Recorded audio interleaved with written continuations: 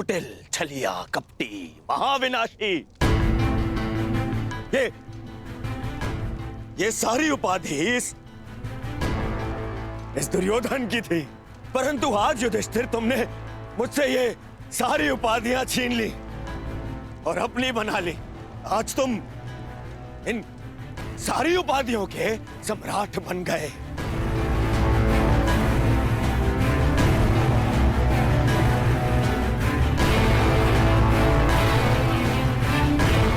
प्रणिपात सम्राट, अरे अरे बोलो, सम्राट आए हैं। छल सम्राट युधिष्ठिर की जय बोलो, बोलो छल सम्राट युधिष्ठिर की जय। परंतु सम्राट मुझे समझाइए, अब कौन सा कार्य शेष रह गया था? आपने यहां आने का कष्ट कैसे किया सम्राट? अरे कहीं ऐसा तो नहीं कि लकड़बग्घे की तरह गुरु आचार्य द्रोण के शव पर भोज मनाने आए हैं आप?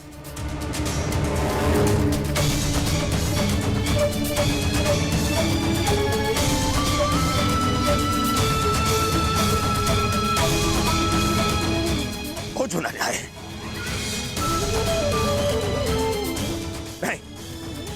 नहीं सम्राट, मैं क्षमा चाहूंगा, परंतु मैं इस बात की अनुमति नहीं दूंगा आपको। चले जाओ यहां से,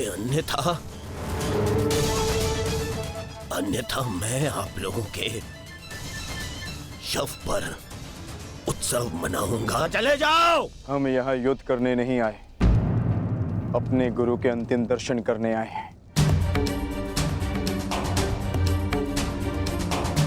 इस समय मैं अर्जुन नहीं, अपने गुरु का शिष्य हूं। हम पांडु पुत्र होने के नाते नहीं, परंतु कुरुवंशी होने के नाते उनके अंतिम दर्शन करने आए हैं। नहीं, नहीं तुम्हें इस युद्ध में विजय मिलेगी और ना ही अपने गुरु के दर्शन।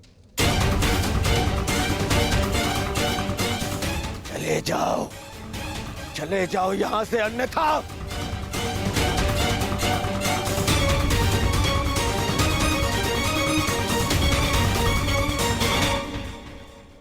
गुरु द्रोण के अंतिम दर्शन करने का अधिकार सबको है।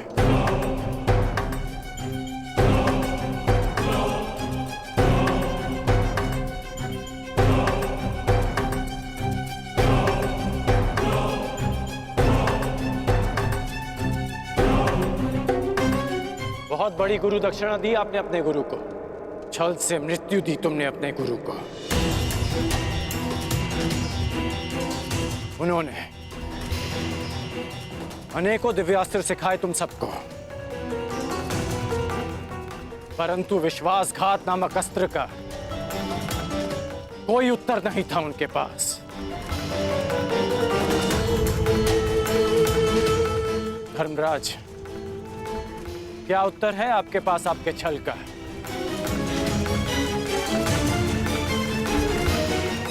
बताइए। मेरा चयन बिल्कुल ठीक था, दुर्योधन तुमसे बेहतर राजा होगा।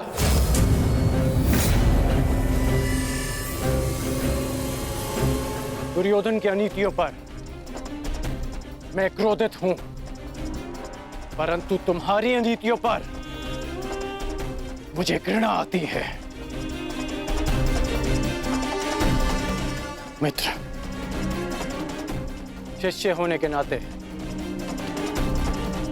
अपने गुरु के अंतिम दर्शन का अधिकार है इन्हें? नहीं, अंगराज ठीक कह रहे हैं मित्र।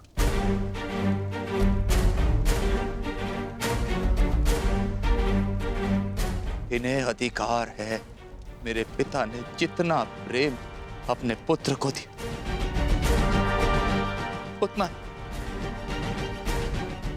किंचित अधिक इन पांडु पुत्रों को दिया।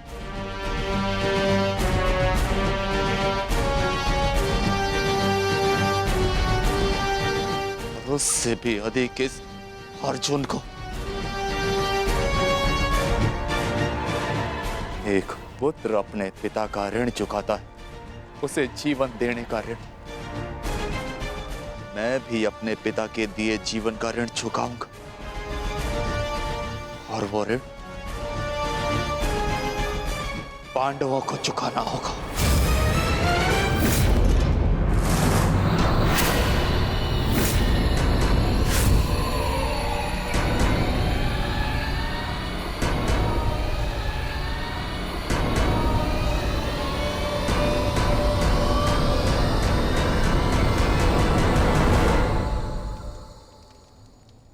पापियों और दैत्यों की भांति तुम लोगों ने विद्या पर लांछन लगाया है।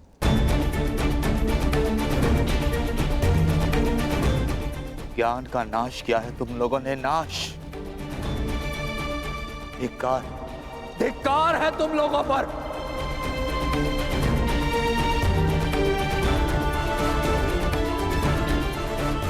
पांडव पुत्रों, जब तक मैं तुम्हारी मृत्यु अपनी आंखों से ना देख लूं, मुझे मृत्यु प्राप्त नहीं होगी। तुम्हारे वंश के साथ मृत्यु की होली खेलूंगा मैं। जिन बच्चों ने आज मुझे रोका, मैं उनकी सांसें रोक दूंगा।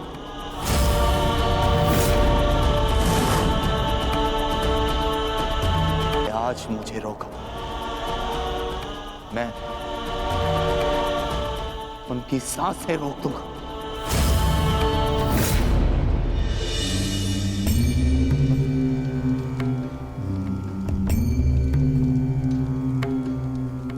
प्रेहि प्रेहि पतिभिः पूर्वैर्भिर्यत्र न पूर्वे पितरपर्युः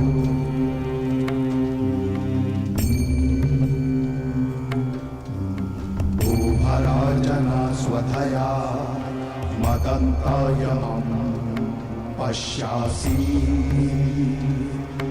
वरुणं च दिवम्।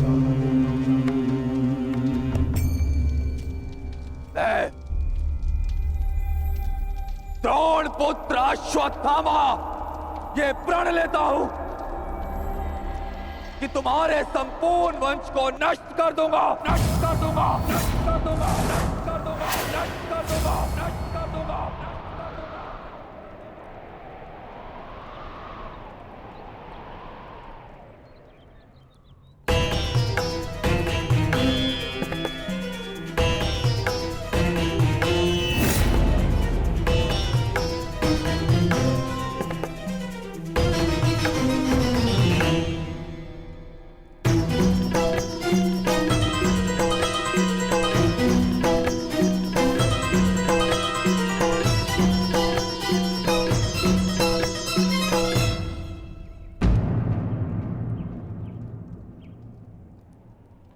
क्या सोच रही हो सखी?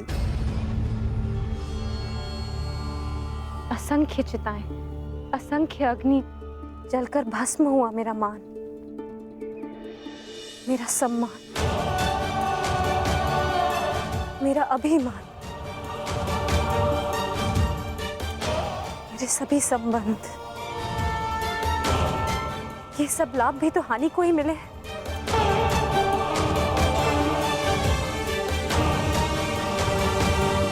वो देखिए माधव,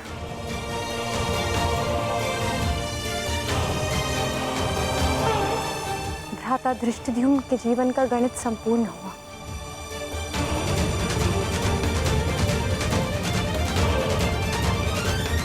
अब उनके जीवन का न्यून लाभ है। इस जटिल गणित में न केवल हानि और लाभ है सखी, इस गणित के अनेकों कोण भी हैं। उधर देखो, तुम्हारी पुत्र वधू खड़ी है।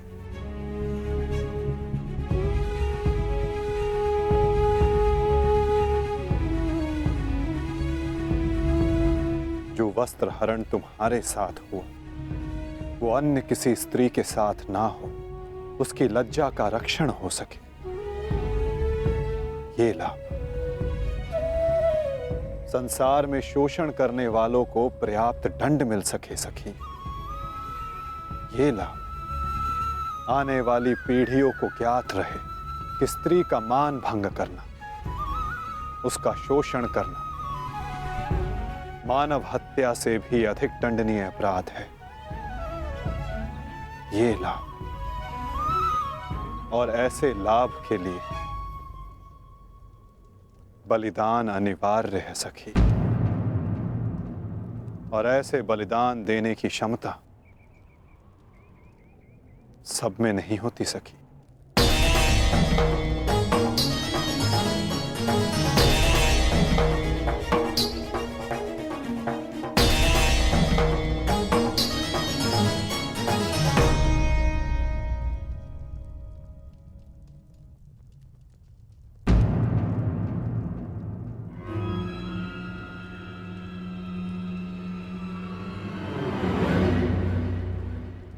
सुप्रिया का संदेश आया है भगत ग्राम से।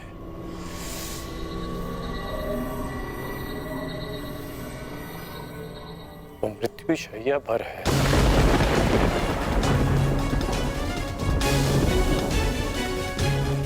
इसमें लिखा है कि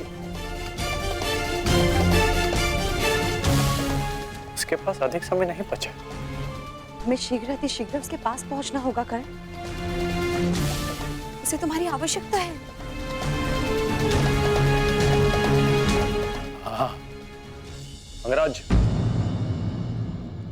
ज्येष्ठ ने संदेश भेजा है, आपको शीघ्र उपस्थित होने को कहा है।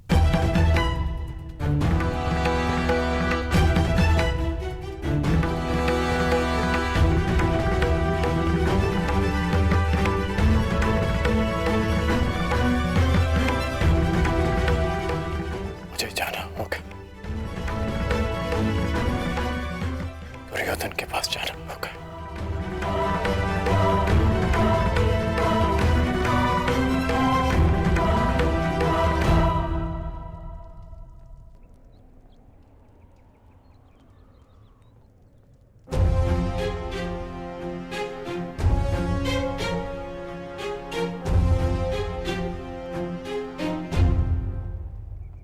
अनेक दिनों से मेरा हृदय ही नहीं, मेरा मन भी जो चाहता था, आज वो पूर्ण होने जा रहा है। दुर्योधन की पताका और हस्तिनापुर का ध्वज दोनों ही अब बलशाली होने जा रहे हैं। इस पताका की तीक्ष्णता और भी तीव्र होगी, क्योंकि इस पताका का नेतृत्व करेगा मेरा मित्र अंगराज कर्ण।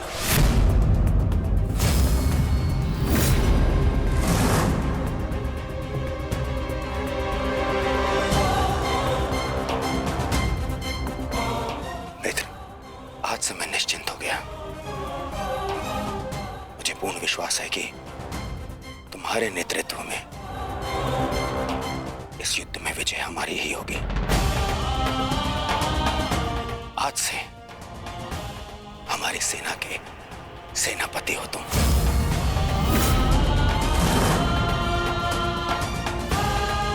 दुर्योधन, किसी दासी स्त्री के लिए पति चुन रहे हो या अपनी सेना का नायक चुन रहे हो?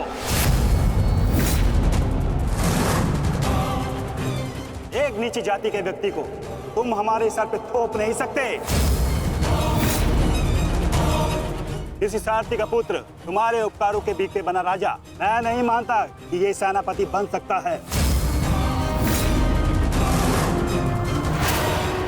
क्योंकि पलतरन पैरों में शोभा देते हैं, ना कि मस्तक पर।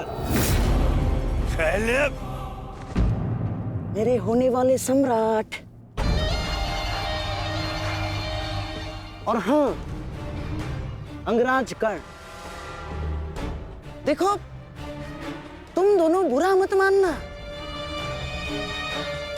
प्रश्न केवल ये नहीं है कि अंगराज शूद्र है या क्षत्रिय। प्रश्न तो ये है कि सेनापति पद किसे मिलना चाहिए। सेनापति पद के लिए आवश्यक क्या होता है? बुद्धि और शक्ति। और अंगराज, आपके बुद्धि पर किसी को कतई संदेह नहीं ना, परंतु संदेह है तो केवल और केवल आपकी शक्ति पर। अंगराज अभेद थे, अब नहीं है। कवच और कुंडल भी था इनके पास, अनेकों अस्त्र थे जो अब नहीं है, जो अब अंगराज खो चुके हैं। और हाँ, खास बात तो यह है, अर्जुन के लिए जो अस्त्र था वो भी आप खो चुके हैं। तो इसका पूर्ण अर्थ यह है दुर्योधन कि अंगराज अब उस बूढ़े शेर की भांति हो गए, जिसके दांत भी टूट गए हैं और पंजे के नाखून भी झड़ चुके हैं। और ऐसे शेर के साथ चूहे भी व्यंग करते हैं। अब महाराज शल्य को देखो, इनकी शक्ति और भव्य सेना की सहायता से हम विजय प्राप्त कर सकते हैं। अब यदि अंगराज आपके परम मित्र हैं तो वो भी इस बात को मानेंगे, हैं? क्यों अंगराज? अमरश्री, मुझे कर्ण की मित्रता पर कोई संदेह नहीं है। जिसने अपना सबसे महत्वपूर्ण शस्त्र मेरी सुरक्षा के लिए उपयोग कर लिया, और ना ही उसके शौर्य पर। संदेह तो मुझे शैल्य पर है, क्योंकि कायरों के भांति रण छोड़कर भागना सबसे पहले इन्हें आता है। एक नहीं, दो बार अवसर मिला इन्हें, पर इन्होंने क्या किया? रण छोड़कर भाग गए, एक ऐसे चूहे की तरह जो केवल शेर की दहाड़ सुनकर ही भाग जाता है, भाग जाता है। इस चूहे को मैं ना तो अपनी सेना का सेनापति बनाऊं और ना ही अपने दासियों का पति। मूर्ख हो मूर्ख, तुम दोनों मूर्ख हो। एक मूर्खों का सम्राट और एक मूर्खों का सेनापति। तुम दोनों मूर्खों को लगता है पांडवों पे विजय पाओगे? बस मद्रराज,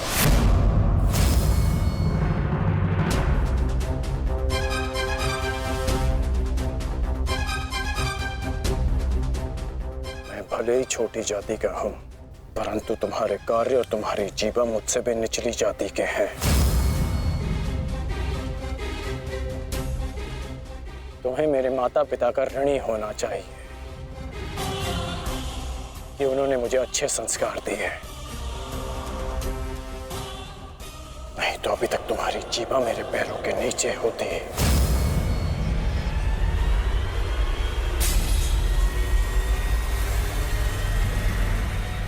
अब एक और शब्द अपनी जीभा से निकाला तो मैं अपने सारे संस्कार भूल जाऊंगा, और ये भी भूल जाऊंगा कि हम दोनों एक ही पक्ष में हैं।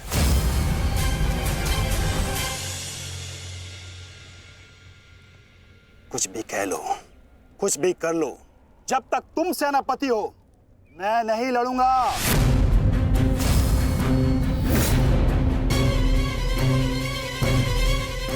कायर, एक पीठ दिखाकर भाग रहा है। भूल गया अपने वचन, अपने प्राण कि भेज दूं तुम्हारे राज्य में यह संदेश कि उनका राजा न केवल भगोड़ा है और अपने वचन भी नहीं निभाता।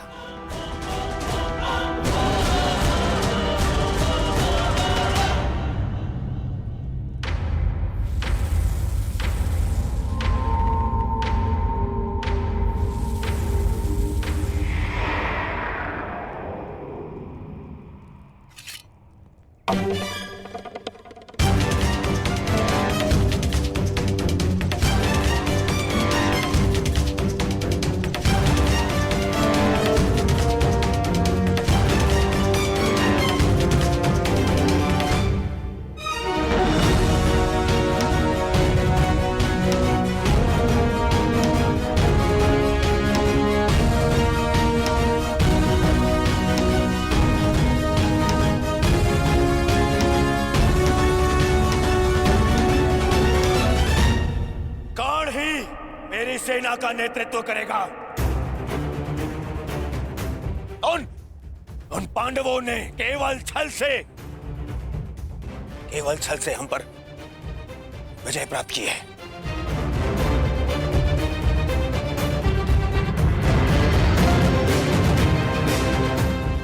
कर्ण मेरा कवच है, मेरा विश्वास है।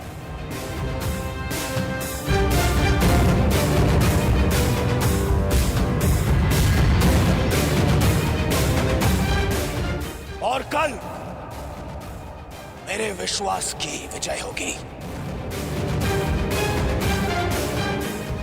मेरे सामर्थ्य की विजय होगी और मेरे शत्रु के छल की पराजय।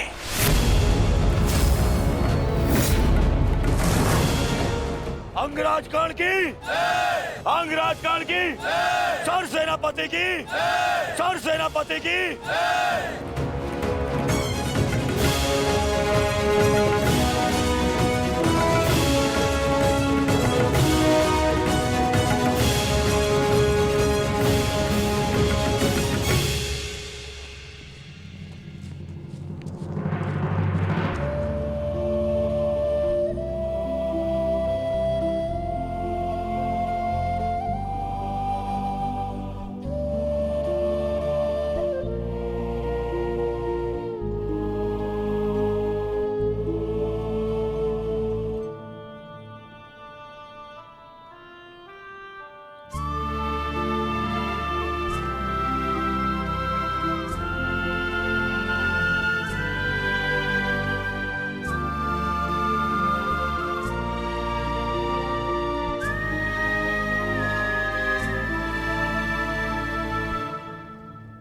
कर्ण, तो तुम नहीं जा रहे हो?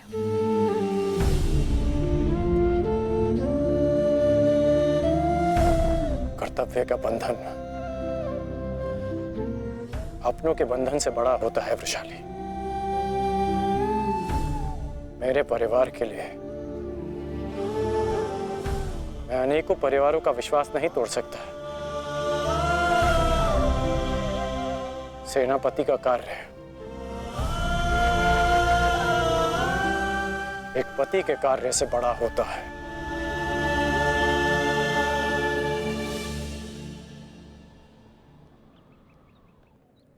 दुर्योधन को, इस सेना को मेरी आवश्यकता है। मैं अपने कर्तव्य से पीछे नहीं हट सकता।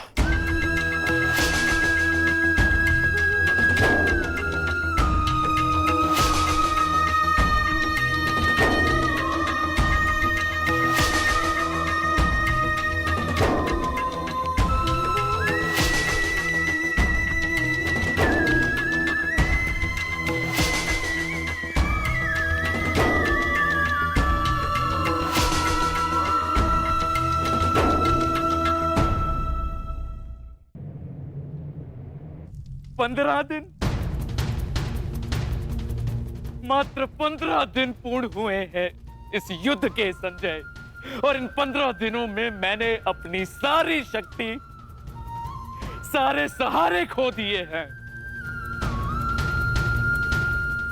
ताचरी शरशैया पर आचार्य द्रोण की निर्दयता से हत्या कर दी गई और मैंने अपने 90 पुत्रों को खोया है। अब और क्या खोना शेष है? क्या मैं अपने 10 पुत्रों को भी खो दूंगा? जब मेरा कुरुवंश ही समाप्त हो जाएगा, जब मेरा पिंड दान करने के लिए कोई नहीं रहेगा, तो क्या लाभ ऐसे विजय का और क्या हानि ऐसे पराजय से? ये कैसा अकाल आया है संजय, जिसने मेरे कुरुवंश के वृक्ष की सारी शाखाओं को सुखाकर रख दिया। किस काम की? इस प्रकार से अपनी आशा को मत खोइए महाराज। युद्ध अभी शेष है और अंगराज कर्ण ने आज ही सेनापति का पद संभाला है महाराज। वो अपने वचन को अवश्य ही पूर्ण करेंगे और जब तक अंगराज कर्ण जीवित है महाराज, तब तक कुरुवंश के वृक्ष को कोई नहीं सुखा सकता महाराज। मुझे वो आशा की किरण नजर आती है। गांधारी, गांधारी कहाँ है? वो जा चुकी है महाराज। जा चुकी, परंतु कहाँ? उन्हें सूचना मिली है कि निकट के गांव में महर्षि वेदव्यास प्रवास कर रहे हैं महाराज, और वो शीघ्र ही कुरुक्षेत्र में जाने वाले हैं। और महारानी को आशा है इस महाविनाश को रोकने के लिए महर्षि वेदव्यास से मिलकर कोई बीच का मार्ग अवश्य निकालेंगे। जिस प्रकार से आपके पुत्रों के जन्म के समय महर्षि वेदव्यास ने विशेष सहायता की है, उसी प्रकार से आपके पुत्रों के जीवन के रक्षण के लिए सहायता अवश्य करेंगे महाराज। मूर्खता है ये, मूर्ख है महारानी। संजय, शीघ्र ही कुछ सैनिकों को भेजो और महारानी को लौट आने को कहो। जी महाराज। भेजो।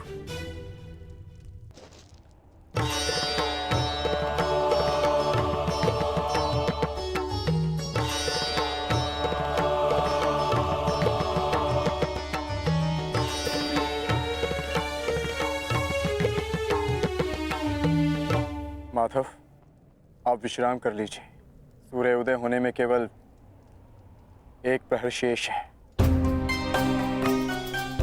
मुझे ज्ञात है पार्थ, और आज का ये सूर्य उदय न केवल अपने साथ प्रकाश या सूर्य की किरणें लाएगा, आज का ये सूर्य उदय अपने साथ एक परीक्षा भी लाएगा पार्थ।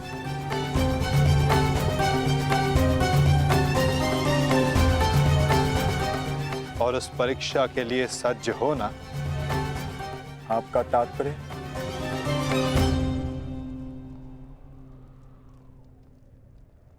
आज से व्यूहरचना का भाग केवल भाग नहीं रहेगा पार्थ, स्वयं व्यूहरचनाकार होगा पार्थ।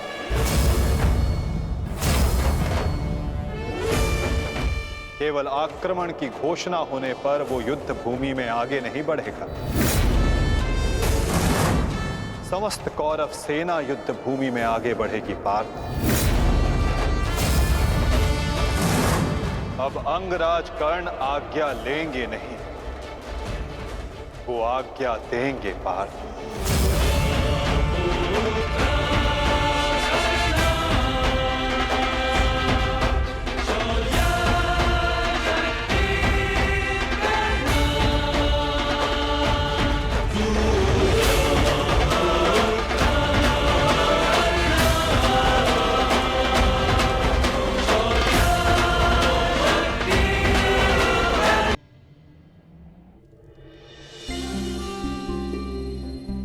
पुत्र,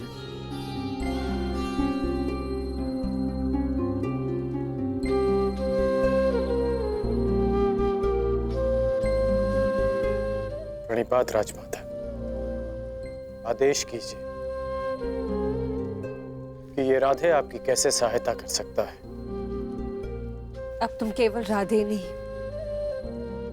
कौरव सेना के सर सेनापति भी हो। तुम्हारा वचन सुनिश्चित कराने आई हूं कि सेनापति के मुकुट के भार के नीचे कहीं वो वचन न दब जाए जो राधे ने दिया था। मैं वचन देता हूं कि अर्जुन के अतिरिक्त आपके किसी पुत्र का वध नहीं करूंगा मैं। तो क्या जन्मदात्री को संदेह है कि कर्ण अपना वचन निभाएगा या नहीं? मुझे उस वचन की पूर्ति पर कोई संदेह नहीं है जो तुमने मुझे दिया है। मैं वो वचन स्मरण कराने आई हूं जो वचन तुमने अपनी पत्नी सुप्रिया को दिया था। एक पति ने अपनी पत्नी को दिया था कि आवश्यकता के समय पर वो हर समय उसके पास उपस्थित रहेगा। सुप्रिया को तुम्हारी आवश्यकता है कर्ण। जानता हूं राजमाता, किंतु मैं नहीं जा सकता।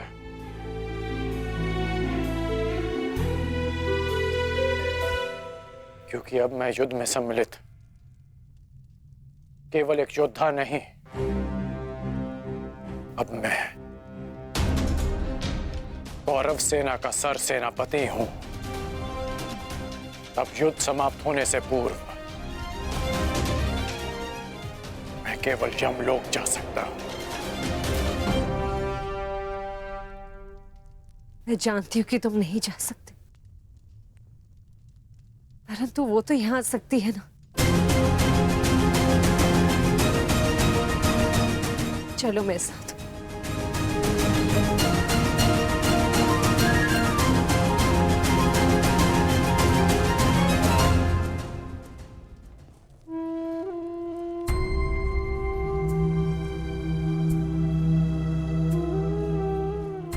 सुप्रिया,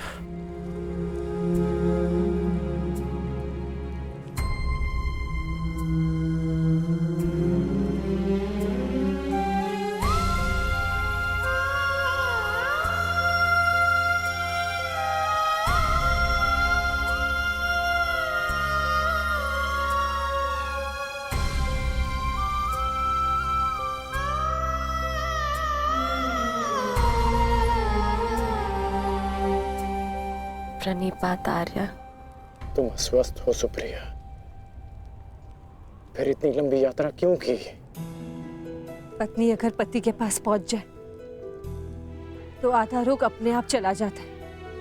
हेश, नकुल और सहदेव संभाल लेंगे। उपचार के लिए इन्होंने संदेश भिजवा दिया है।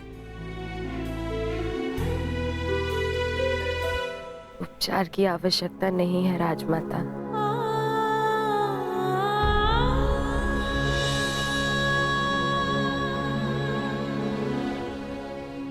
ना ही उपचार से कोई लाभ है। मेरी इच्छा थी कि मैं अपना अंतिम श्वास अपने अरदान की छांव में लूं।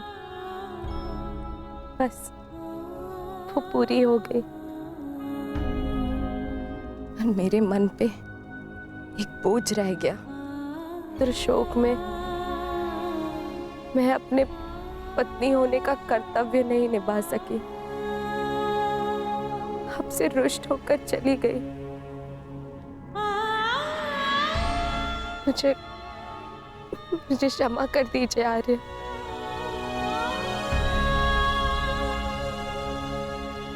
क्षमा मांगने की आवश्यकता नहीं है। मैं भी एक पुत्र हूं।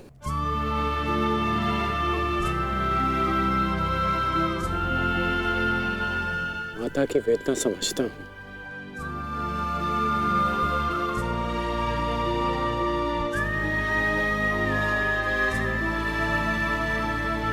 तुम्हारा कोई दोष नहीं है सुप्रिया।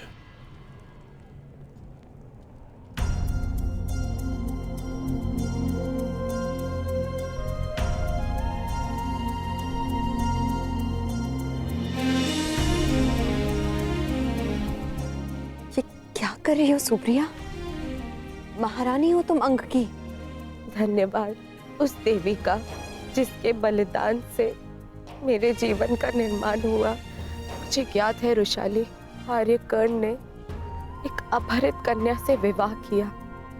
उसके पीछे का कारण सिर्फ तुम थी। तुम दान देने के लिए वचनबद्ध होकर, सूर्य को साक्षी रखकर वचन दोकर कि तुम सुप्रिया से विवाह करोगे। दान दो अंगराज। ये सूत पुत्र राधेकर्ण वचन देता है कि मैं सुप्रिया से विवाह करूंगा।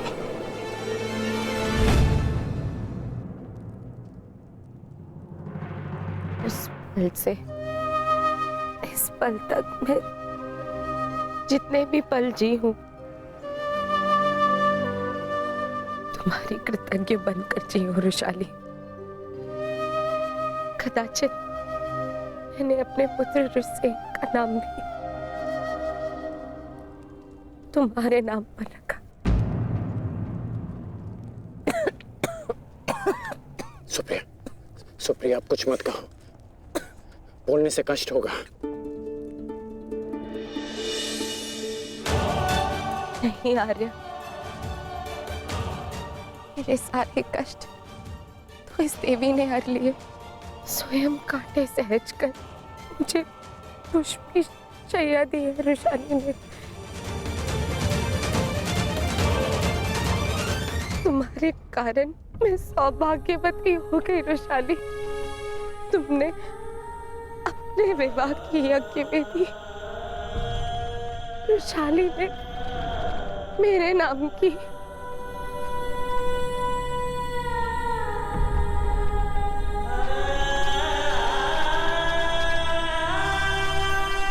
अपने वचन के लिए जाने जाते हैं ना आर्य। आपकी अर्धांगिनी होने के नाते मैं चाहती हूँ कि आपका हर वचन पूरा हो, कोई भी वचन अधूरा ना रहे। आपका एक वचन है आर्य, जो मेरे कारण अधूरा रह गया था।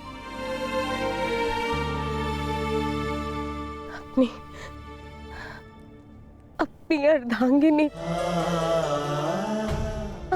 अंतिम इच्छा पूर्ण कीजिए आर्य, ताकि मैं इस संसार से इस संतोष के साथ जा सकूं।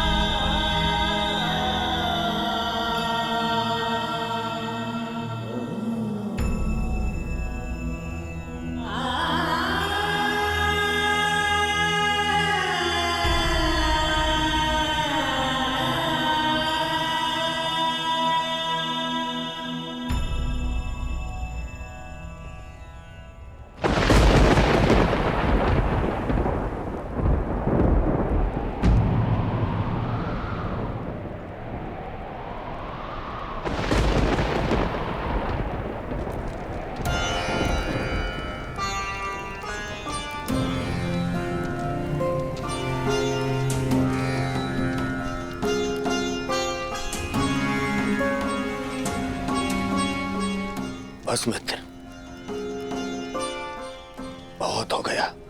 बहुत हो गया मित्र। अब सीमा समाप्त हो गई। हम दोनों की पीड़ा सह पाने की सीमा समाप्त हो गई है मित्र। अब और नहीं, अब कल अंत होगा, हमारी पीड़ा का अंत होगा। हम कल इस युद्ध का अंत करेंगे मित्र, अंत करेंगे इस युद्ध का कल ही।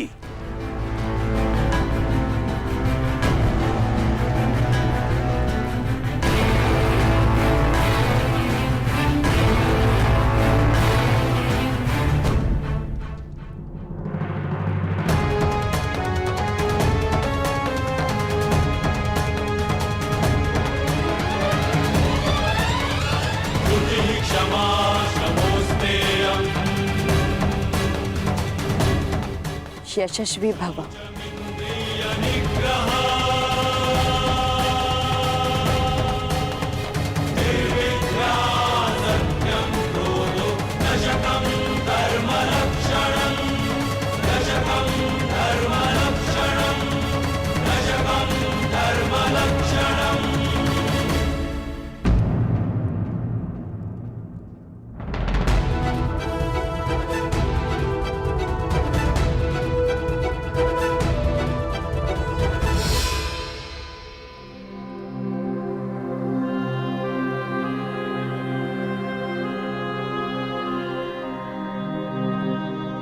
शुभम भवतु। आज का दिन बहुत शुभ है। मुझे तुम पर गर्व है सेनापति कर्ण। नेत्र मन का दर्पण होते हैं राजमाता, और आपके नेत्रों में गर्व नहीं, भय है। हमारे जीवन में इस क्षण का आना अनिवार्य था राजमाता। आप निश्चिंत रहिए राजमाता, मैं पांडवों की भांति छल नहीं करूंगा। मैं अपना वचन अवश्य निभाऊंगा। आपके 5 पुत्र थे और सूर्यास्त के पश्चात आपके 5 पुत्र ही रहेंगे, या मैं या फिर अर्जुन।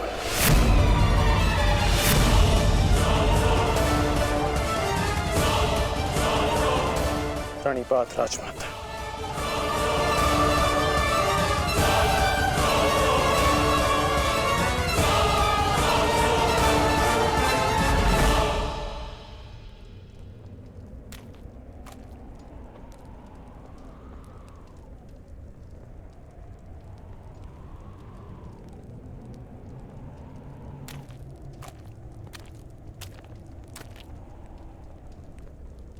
क्या हुआ ज्येष्ठ, क्यों चिंतित हैं आप? देख रहा हूं कि ये रणभूमि कैसे मेरे देखते ही देखते मेरे 90 अनुजों के रक्त को पी गई। उस अकेले भीम ने मेरे 90 अनुजों का वध कर दिया। मेरे इन सभी भाइयों ने मेरे लिए अपने प्राणों का बलिदान दे दिया। अपने ज्येष्ठ के आंखों के स्वप्न को पूर्ण करने के लिए उन्होंने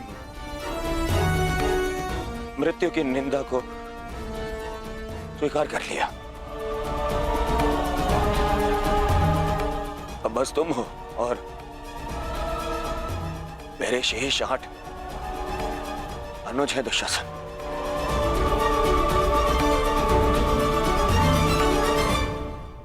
ये सोचकर मेरा हृदय कांप उठता है कि न जाने अब और किसका लहू मांगेगी ये रणभूमि।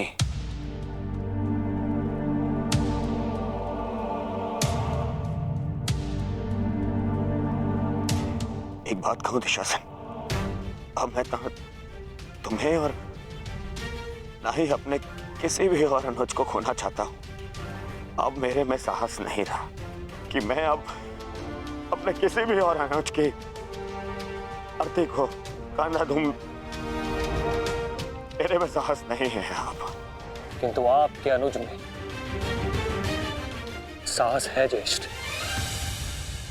साहस है कि वो अपने ज्येष्ठ के स्वप्न को पूरा करते करते अपनी आंखें मूंद ले। आपके लिए अपने प्राण देकर प्रसन्नता होगी मुझे, और संतोष भी कि मैंने पितृ ऋण चुकाया, क्योंकि मेरे माता पिता ने आज तक मेरा मुख नहीं देखा, और मेरे लिए आप ही मेरे पिता और आप ही मेरी माता हैं।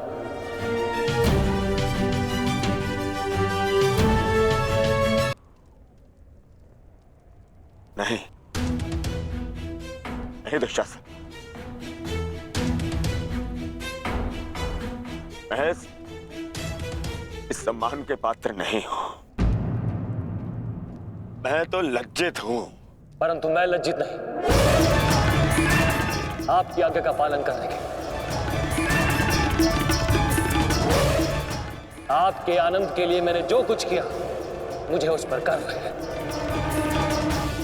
मुझे तनिक भी लज्जा नहीं कि आपके अपमान के प्रतिशोध के लिए मैंने पांचाली का वस्त्र हरण किया, और यदि मुझे ये बार बार करना पड़े तो आपके संतोष के लिए मैं निर्दयता पूर्वक उसका वस्त्र हरण करूंगा, बार बार करता रहूंगा। अपने ज्येष्ठ के लिए मरना और मारना मेरे लिए गर्व की बात है।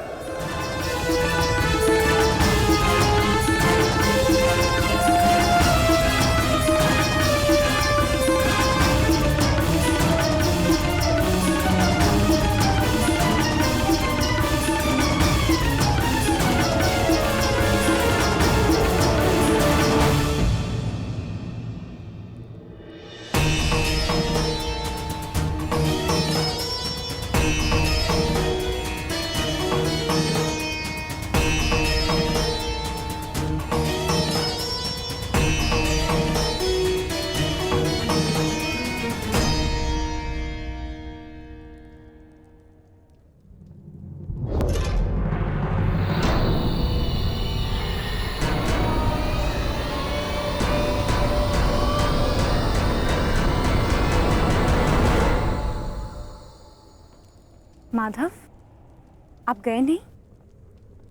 मैं उस क्षण को समीप आते हुए देखना चाहता हूं सखी। कौन सा क्षण माधव?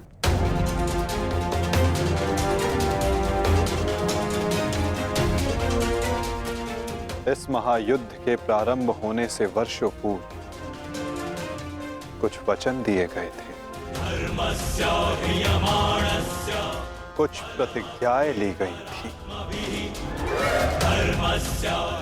केश खोले गए थे, उनसे कुछ आशाएं बांधी गई थी सखी। और अब उन वचनों की पूर्ति का, उन प्रतिज्ञाओं के संपन्न होने का, उन केशों को बांधने का क्षण समीप आने को है सखी।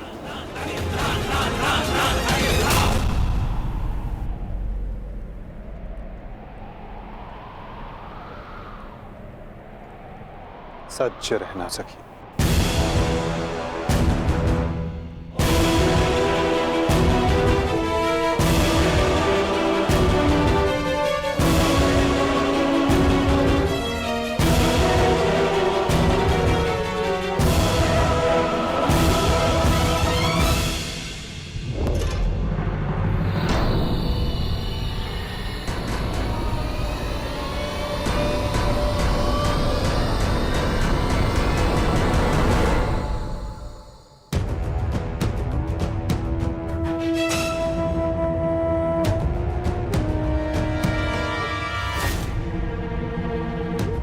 दासियों के मस्तक पर चूड़ामणि शोभा नहीं देती। मैं आपकी पुत्र वधू नहीं, और ना ही आपके पुत्रों की पत्नी।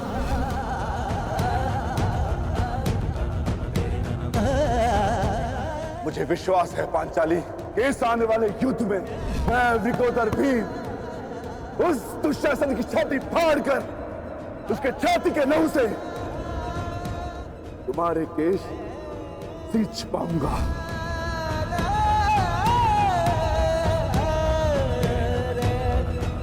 मैं सज्ज हूं माधव, और रक्त स्नान के लिए मेरे केश भी सज्ज हैं।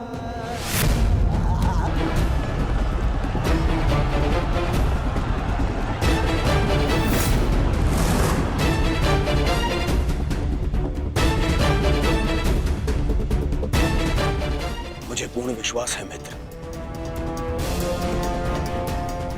विजय कौरव सेना की ही होगी।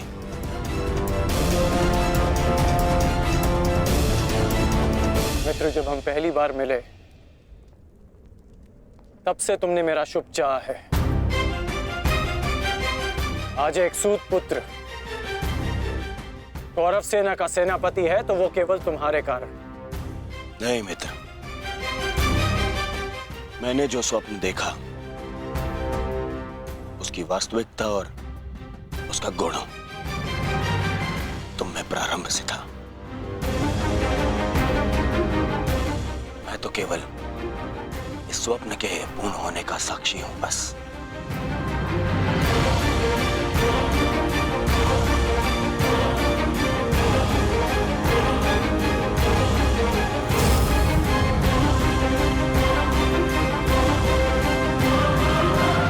विजय हमारी होगी मित्र, विजय हमारी होगी।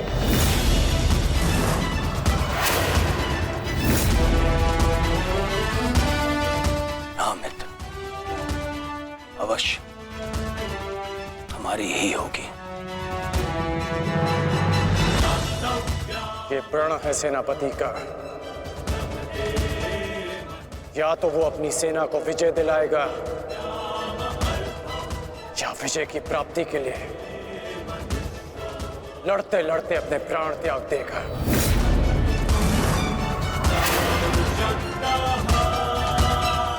या तो हम विजय होंगे और या वीर गति को प्राप्त होंगे। आगे बढ़ो मित्र, ये सेना अपने सेनापति के मार्गदर्शन के लिए तत्पर है। आओ।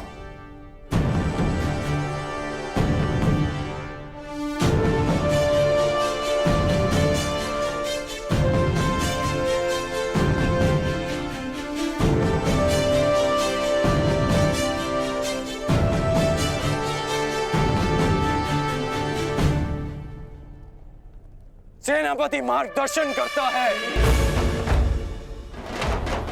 परंतु विजयश्री वीर सैनिकों के कारण संभव होता है। आप सबके कारण संभव होता है। स्मरण रखना अपने उन वीर भाइयों को जो वीर गति को प्राप्त हुए, उनके बलिदान को स्मरण रखना, और यह भी स्मरण रखना कि आप में से हर एक अपने साथी की सुरक्षा के लिए उत्तरदायी है। और मन में यह विश्वास रखना कि यह युद्ध हमारा है और हम इस पर विजय पाकर रहेंगे। हर हर महादेव! हर हर महादेव! हर हर महादेव! हर हर महादेव!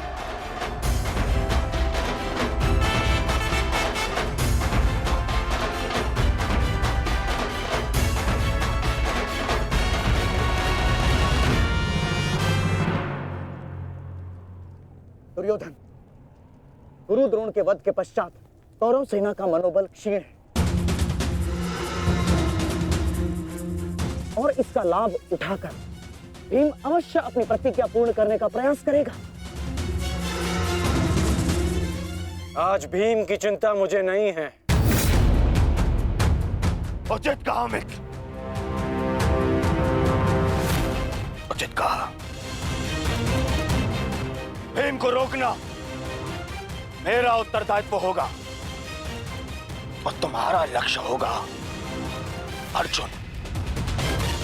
कर्ण मैं नहीं जानता कि आज तुम कौन सी शक्ति, कौन से शस्त्र का उपयोग करोगे, परंतु मुझे इतना पूर्ण विश्वास है कि तुम अपनी प्रतिज्ञा अवश्य पूर्ण करोगे।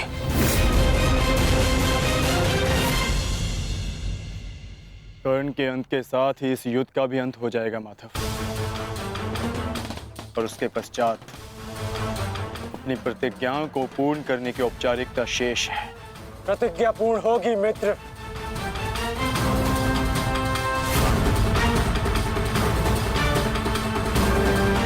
अभी भी मेरे पास एक अस्त्र शेष है जो अर्जुन का वध कर सकता है। किंतु कर्ण का अंत करना, उसका वध करना इतना सरल नहीं होगा पार्थ। कवच और शक्तियों के बिना भी वो योद्धा विकट है। आओ पार्थ, प्रस्थान करने का समय आ गया है।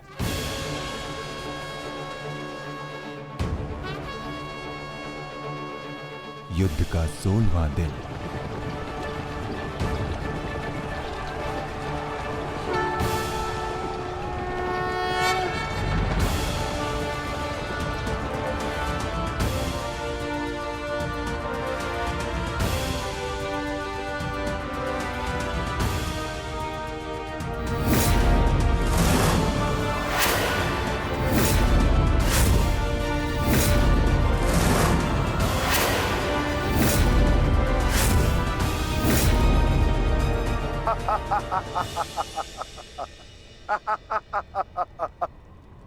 कौरव सेना की ये दशा देख मैं अपनी हंसी नहीं रोक पा रहा हूं।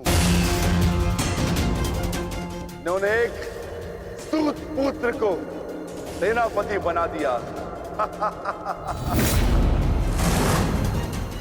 दुर्योधन, तुम्हारे इस निर्णय से मुझे तुम्हारी पराजय दिख रही है।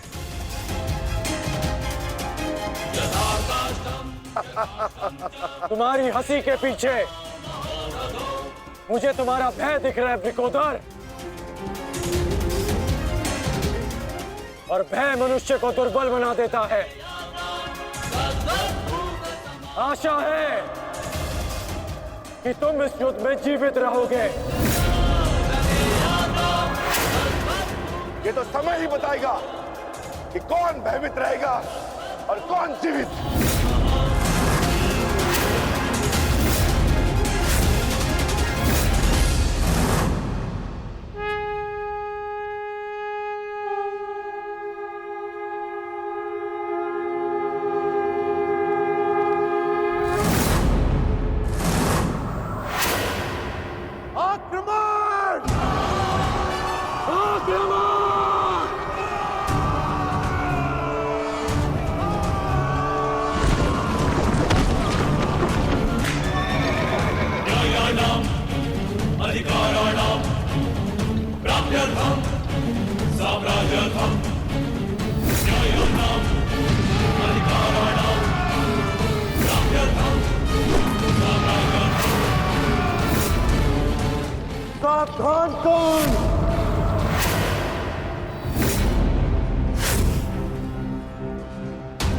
मैं जानता हूं कि तुम मुझे अर्जुन से दूर रखने का प्रयास करोगे युधिष्ठिर, परंतु तुम्हारा यह प्रयास सफल नहीं हो पाएगा।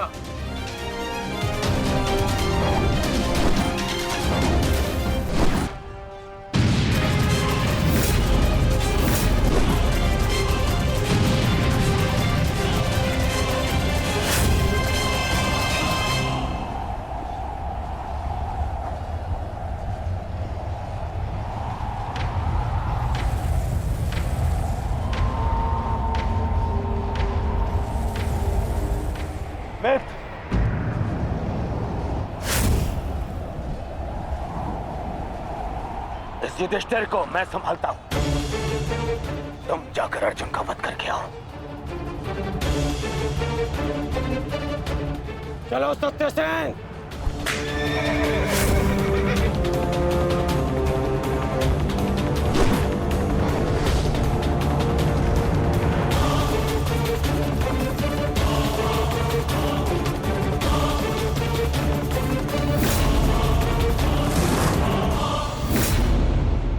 क्या हुआ दुर्योधन? तुम्हारा नया सेनापति युद्ध के प्रारंभ होते ही थक गया। नहीं युधिष्ठिर, नहीं।